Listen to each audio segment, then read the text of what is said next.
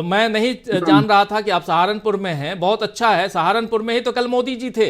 आपसे बेहतर और कौन बताएगा? जरा बताइए, हमारे तमाम साथी जरा गौर फरमाइए। हमारे साथी राहुल लाल जी इस वक्त सहारनपुर में हैं, जहां प्रधानमंत्री नरेंद्र मोदी थे और कल वो हेलीकॉप्टर से बाय रोड आए थे।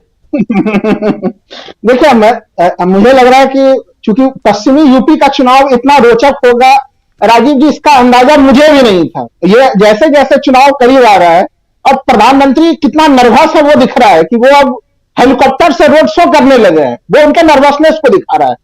क्योंकि देखिए, अगर इस पश्चिमी यूपी में जो हम लोग पूरा प्रकरण देख रहे हैं, एक तो मैं अलग अलग तथ्यों की चर्चा में करूंगा कि राजपूत समुदाय की जो नाराजगी है वो किस भीषण स्तर पर वो नाराजगी चल रही है। लेकिन जो रोचक चीज है, जैसे सहारनपुर में ही देखें, जिसके बारे में भी प्रकाश भी डाला गया कि यहाँ पे अब आप सोच के देखिए कि खुद जो है कि संजीव स्वयं ही एक तरह से हराने में संजीव बालियान जी के लिए पूरी ताकत लगा दिया है। संजीव बालियान जी के लिए चुनाव प्रचार करना मुश्किल हो रहा है। गाजियाबाद में सोचिए कि अतुल गर्ग जब चुनाव प्रचार कर रहा है, वहां पे भाजपा के लोग विरोध कर रहे हैं।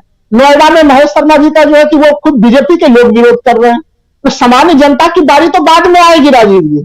बीजेपी के भीतर कितना विरोध है, कितनी संकट की स्थिति है, वो पश्चिमी यूपी में तो हर तरफ नजर आएगा आपको। नंबर वन चीज। नंबर टू, देखिए, राष्ट्रीय लोकदल को लेके जो चीजें हो रही थी, यहाँ पे कई सारे लोगों से जब बातचीत कर रहे हैं हम लोग, तो लोग बोल रहे हैं कि भाई प्रधानमंत्री का टाइमिंग भी सही नहीं चल रहा, इसलिए भी प्रधानमंत्री जो है कि अब घबरा गए।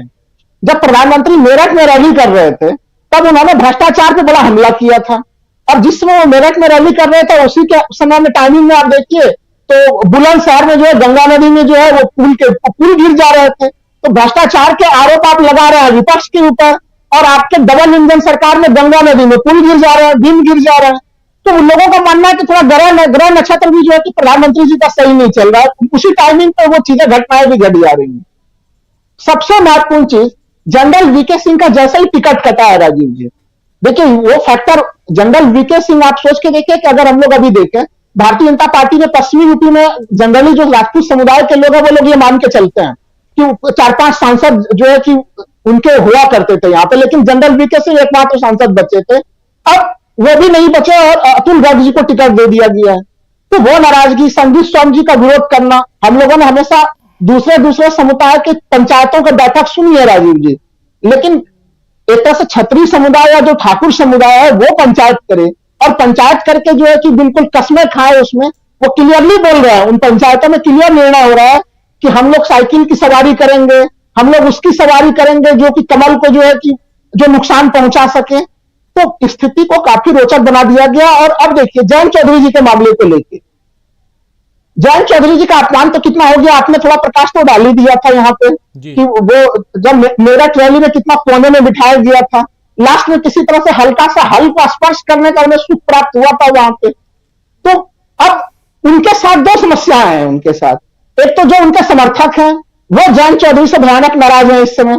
उनको यह लग रहा है कि उन्होंने गद्दारी की है। उनके लोग स्पष्ट रूप से बोल रहे हैं कि उन्होंने गद्दारी कर डाली है अपने ही पार्टी के साथ, किसानों के साथ, तमाम लोगों के साथ, वो उस खेमे में आके। और अब दूसरा जो उनसे सहानुभूति रखने वाला खेमा है, जो उनके काफी करीबी लोग हैं, उनका कहना है कि उनके साथ गद्दारी बीजेपी के लोग ही कर रहे हैं। तो कहीं न कहीं एक ऐसी स्थिति बन चुकी कि यूज एंड थ्रो के स्थिति में वो आ चुके हैं। उनको जितना यूज भारतीय जनता पार्टी को उनको करना था वो उन्होंने कर लिया है। इसलिए पूरी वक्ता की इस बात से मैं सहमत हूं कि बीजेपी का उद्देश्य ज्यादा कुछ नहीं था राजीव जी। बीजेपी का उद्देश्य क्या था? उन्हें टीम इंडिया से तोड़ के अप्रासंगिक बना देना, और वो काम वो कर चुके हैं। क्योंकि पश्चिमी यूपी के लिए नामांकन पत्र अब दाखिल हो चुके हैं, उसका आखिरी तिथि अब समाप्त हो चुका है। तो उन स्थितियों में उनका क्या ही प्रयोग बचा हुआ नहीं था। आप सोच के देखिए कि अगर गठबंधन के एक महत्वपूर्ण सहयोगी ये कहे कि उनकी कार जो है कि पंक्चर हो गई, वो नई घटनास्थल पर पहुंच पा रही है, तो कैसी स्थितियां होंगी। और जो सहारनपुर में स्थिति है यहाँ पे, वो स्थिति में संजीव बालियान जो कि कहा तो इतनी महत्वपूर्ण स्थिति में थे, उनकी यहाँ पे पूरी नैया डूबती हुई दिखाई दे रही है। तो ये तो मैं सहारनपुर पर्सनल सीट के बारे में एक सीट के संदर्भ में कह रहा हूं। प्रधानमंत्री लोगों को, बीजेपी समर्थकों को दुख कि राजीव जी की प्रधानमंत्री मोदी जी की जो रैली है, जो माना जाता था कि प्रधानमंत्री आते हैं और उसके बाद पूरा आबो हवा बदल देते हैं, वो भी सहारनपुर में आबो हवा नहीं बदल पाया, पश्चिमी यूपी में आबो हवा नहीं बदल पा रहा है। इनके सारे प्लान फेल होते चले जा रहे हैं। इन्होंने सोचा कि मेरठ में टिकट दिया, मेरठ में टिकट जो है कि अरुण गोविल जी जो है कि टीवी के राम जी को इन्होंने टिकट दिया वहां पे। मोदी मीडिया लगातार अखिलेश यादव की आलोचना करते रहे कि भाई उन्होंने बहुत तेजी से टिकटों को परिवर्तन कर दिया, वहां पे टिकट बदल डाले उन्होंने। लेकिन स्थिति अंतिम में यह बनी है कि अखिलेश यादव जी का जो स्ट्रोक था, जो उन्होंने लास्ट टाइम में भी कैंडिडेट बदला मेरठ में, उसके उनका परिणाम मेरठ में काफी भारी है। तो मैं मेरठ घूम के आ रहा हूं, तो मेरठ में जो बीजेपी का बड़ा ग्रुप था वो ढाता हुआ नजर आ रहा है। सहारनपुर में इनकी स्थितियां बिगड़ते हुए दिख रही है, और काफी ग्रामीण और रूरल एरिया में भी एक तरह से इलेक्शन बॉन्ड के ऊपर चर्चा हो रही है। जब मैं कुछ ग्रामीण एरिया में बातचीत कर रहा था राजीव जी, तो वहां पे आरएसएस के लोग आके उनको आश्चर्य लग रहा था, वो लोग भी घूम रहे थे कि इलेक्ट्रल बॉन्ड के मामले को तो हम लोगों ने गोदी मीडिया में चलने नहीं दिया, लेकिन जमीन तक कैसे पहुंच रहे हैं वो मामले। तो ये मामले जमीन तक, रूरल एरिया तक में लोग इसके ऊपर चर्चा कर रहे हैं कि कहीं कहीं वर्तमान सरकार जो है वो चंदा चोरी करने वाली सरकार है। ईडी, सीबीआई, इनकम टैक्स, इन सबों के मामले के आधार पर वो चंदा चोरी किया है उन्होंने। तो जो एक तस्वीर आप दिखा रहे हैं तेलंगाना की तस्वीर, मैं एक तरह से जो देख सोचिए वो वहां पे लाखों की भीड़ है, तो आप सोचिए कि दक्षिण भारत में एक उत्साह की स्थिति बनी हुई है। और अगर उत्तर प्रदेश जो बीजेपी का गढ़ है, उसके पश्चिमी यूपी जहां पे बीजेपी एक तरह से अपने आप को सफल मान रही थी, लोग मान रहे थे कि कहीं कहीं जो अखिलेश यादव का जो समर्थन है वो यहाँ पे यादव ग्रुप उतना ज्यादा नहीं है। परंपरागत तौर पर लोग 10 तरह की आलोचनाएं कर रहे थे, उन तमाम आलोचनाओं को टीम इंडिया खारिज कर रही है। कांग्रेस समाजवादी पार्टी का गठबंधन जिसने जो बढ़त लिया वो यहाँ पे नजर आ रहा है। बगल में आप चले जाइए हरियाणा, जहां के बारे में आपने बोला कि इलेक्शन कमीशन का दोहरा रवैया देखिए, इलेक्शन कमीशन का दोहरा रवैया क्यों नहीं दिखेगा आपको हरियाणा में? 10 में से 10 सीटें जीत रहे थे, इस बार वहां पे खाता खुलेगा कि नहीं खुलेगा वो संकट की स्थिति बनी हुई है इनके लिए हरियाणा में भी। मोदी जी का खाता खुलना मुश्किल सा चीज बना हुआ है। मुख्यमंत्री जो पूर्व मुख्यमंत्री खट्टर है वो दांव पे लगे हुए हैं। तो ये स्थितियां वहां बनी हुई है। और सबसे राजस्थान में अगर पड़ोसी जगह पे पहुंच जाइए, राजस्थान में राजीव जी भीलवाड़ा सीट है। भीलवाड़ा सीट में जो सुभाष बहरिया वो 2019 में बीजेपी से जीते थे, 6.25 लाख वोटों से जीते थे राजीव जी, और राजस्थान के इतिहास में माना जाता है कि वो सबसे बड़ी जीत से जीते थे।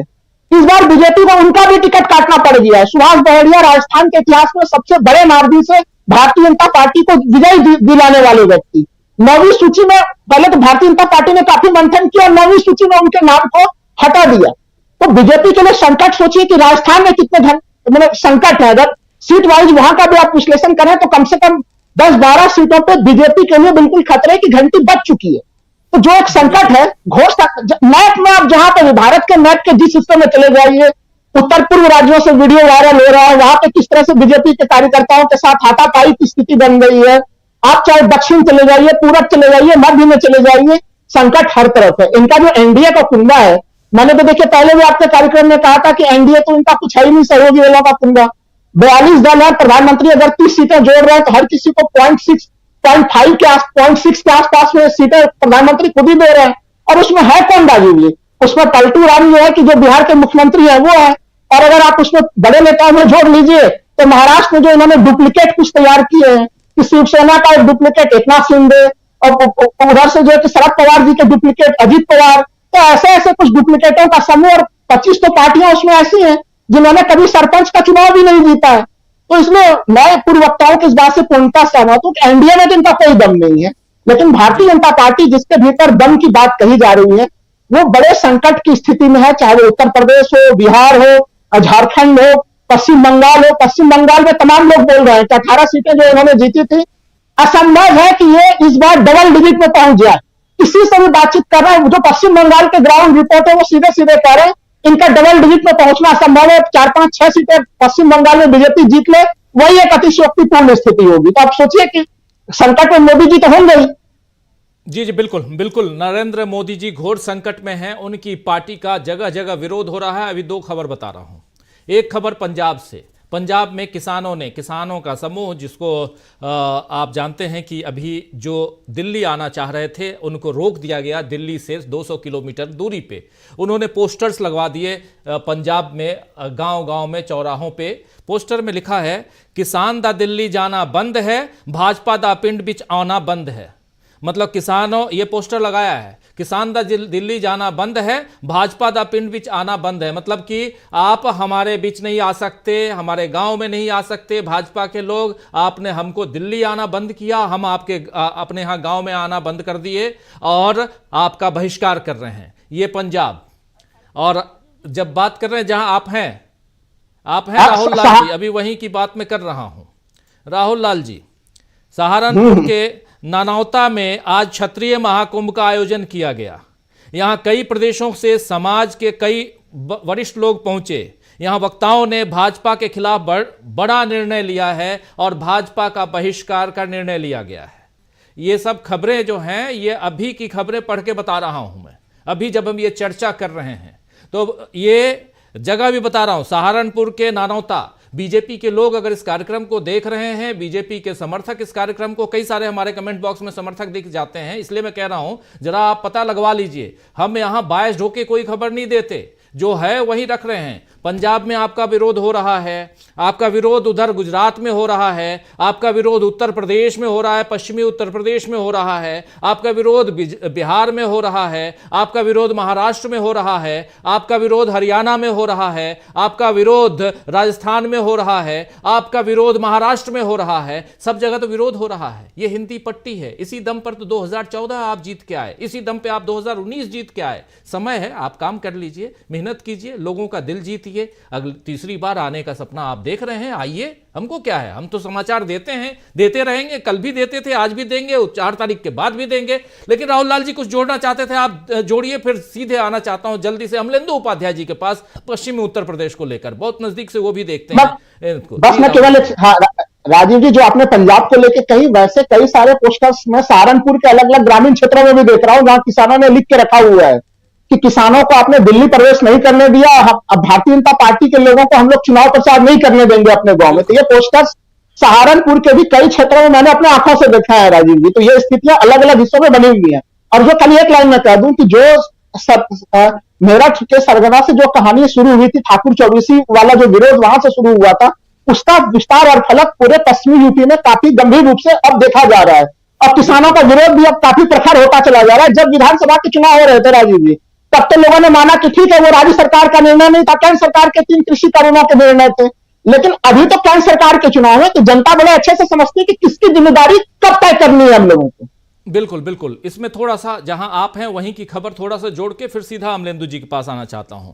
जो आज क्षत्रिय नानौता में क्षत्रिय महासभा का आयोजन हुआ है, महापंचायत का महाकुंभ कह रहे हैं, इस महाकुंभ में हरियाणा, पंजाब, दिल्ली क्षेत्र, पश्चिमी उत्तर प्रदेश, पूर्वी उत्तर प्रदेश, उत्तराखंड, गुजरात, राजस्थान, इन सभी प्रांतों के से भारी संख्या में क्षत्रिय समाज के जिम्मेदार लोग पहुंचे हैं।